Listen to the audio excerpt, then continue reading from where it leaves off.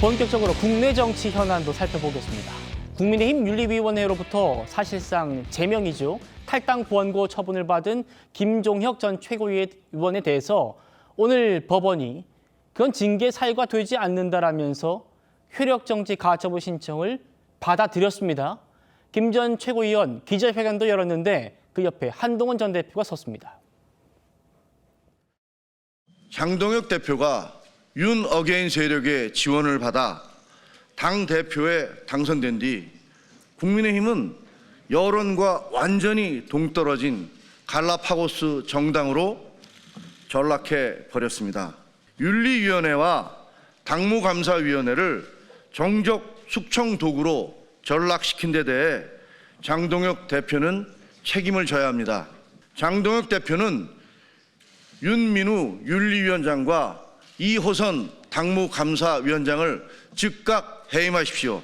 장동혁 대표와 최고위원회는 국민과 당원들 앞에 공개 사과하십시오. 장동혁 대표는 지금까지 당을 망가뜨린 데 대해 응분의 그리고 합당한 책임을 지시기 바랍니다. 책임의 의미가 사실을 의미하는 건지. 책임을 묻는 것은 제 권한이 아니고요. 당원들과 국민들의 권한일 것입니다.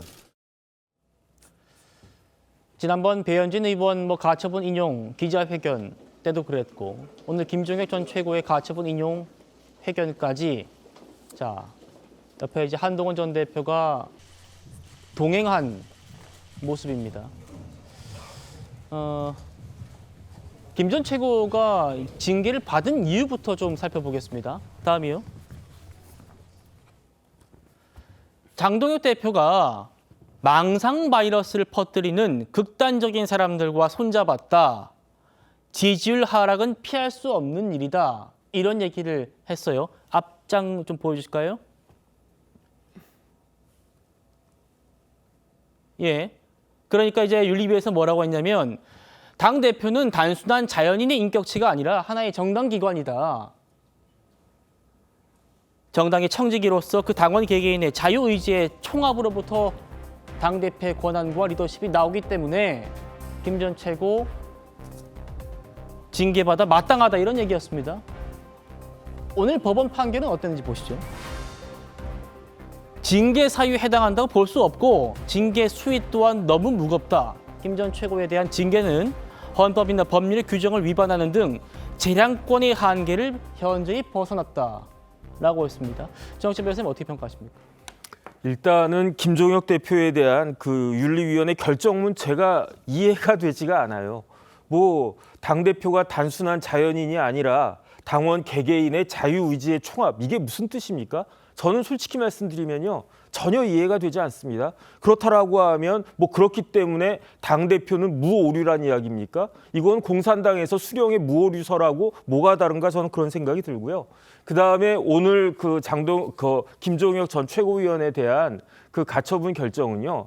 충분히 예상됐던 거였어요. 왜냐하면 3월 6일에 그 배현진 서울시당 위원장 관련해 가지고 인용되지 않았습니까? 원래 재판부는요, 제 생각에는 그날 김종혁 최고에 대한 결정도 같이 하려고 그랬는데 그런데 아마 국민의힘인지 어딘지 그 추가 서면을 내는 게 필요하겠다, 추가 자료를 내겠다라고 이야기했던 것 같아요. 그래가지고 3월 6일에 배현진에 대해서 가처분 인용을 하면서 재판부가 13일까지 추가 서면 내라 이렇게 이야기했단 말이죠. 그리고 난 다음에 일주일 뒤가 오늘 3월 20일 아니겠습니까? 그렇기 때문에 배현진 의원에 대한 가처분 인용이 됐던 것처럼 이번에도 인용이 될 것이다. 저는 그렇게 예상을 하고 있었는데 결정문 내용 보니까 똑같아요. 어떻게 되어 있느냐.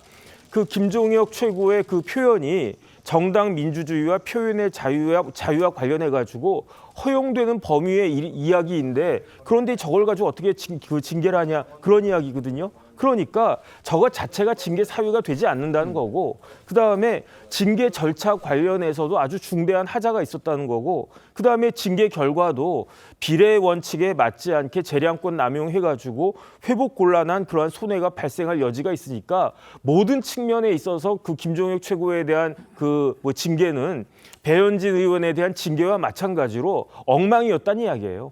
그러니까 제1야당 더군다나 부장판사 출신이 당대표로서 이끌고 있는 제1야당에서 하는 징계라고 하는 것이 법원이 보기에도 정당의 그런 자율성을 아무리 고려하더라도 있을 수가 없는 그런 징계를 한 것이다. 그렇기 때문에 가처분 이용할 수밖에 없다. 저는 이렇게 해석이 됩니다. 자, 김기현 대변인님.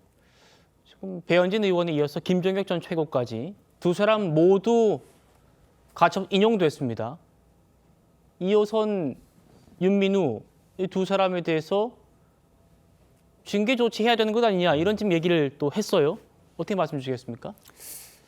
독립적으로 이뤄진 부분이 있는데 제가 볼 때 저는 사실 당내에서 의견을 표출했을 때 그 모든 것들을 징계 절차를 통해서 사실상 문제를 삼는 것에 대해서는 동의하지 않았습니다. 그건 예전에도 그런 말씀을 드린 적이 있고요.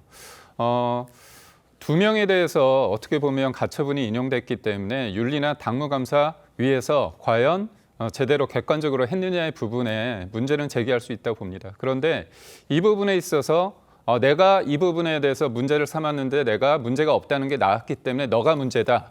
이런 식으로는 계속 도돌이표처럼 계속 싸울 수밖에 없는 부분이 있고요. 저는 김종혁 전 최고위원에 대해서 그 당시에도 그런 얘기를 했습니다. 당대표를 비난하는 건 저는 문제가 없다고 봅니다. 비판과 비난할 수 있습니다. 다만 그 당시에 이제 당원들에 대해서 구구나 망상에 사로잡힌 그런 표현에 대해서는 전 동의할 수 없다고 말씀을 드렸거든요. 예. 근데 그 당시에 당무감사위나 윤리위에서 지나치게 어떤 당 대표에 대해서 문제 삼는 거에 대해서 그거를 문제 삼았기 때문에 제가 볼 때는 지금의 법원에서 가처분을 인용한 부분이 있는 것 같고요.